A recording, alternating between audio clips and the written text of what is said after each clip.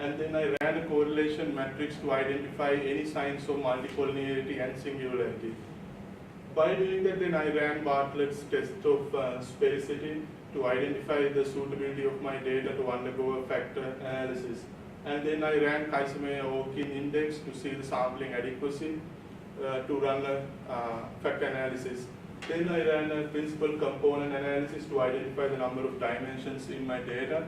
And then the significance of the components were measured through Kaiser criterion. Once again, if the eigenvalue is more than 1.0, it was identified as a significant component.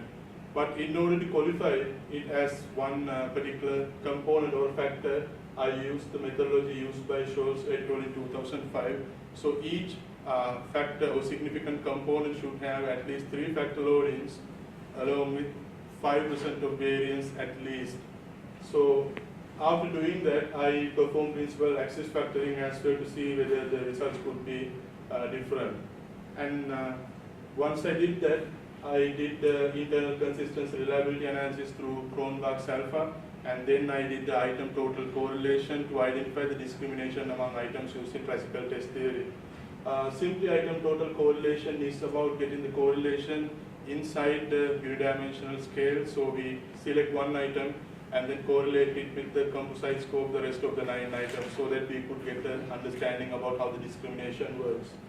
And then for criterion validity, I ran a Spearman correlation with the Sinhala generalized self-efficacy scale and teacher sense of efficacy scale.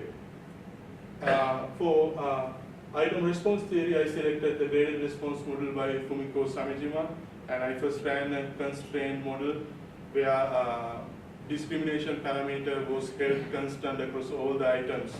And I obtained category characteristic curves, item information curves, and test information function to understand more about the items at an item level.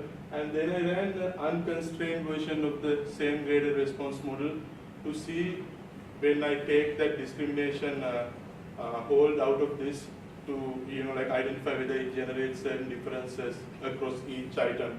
And then I ran a likelihood ratio test to identify which model would fit the best for the data.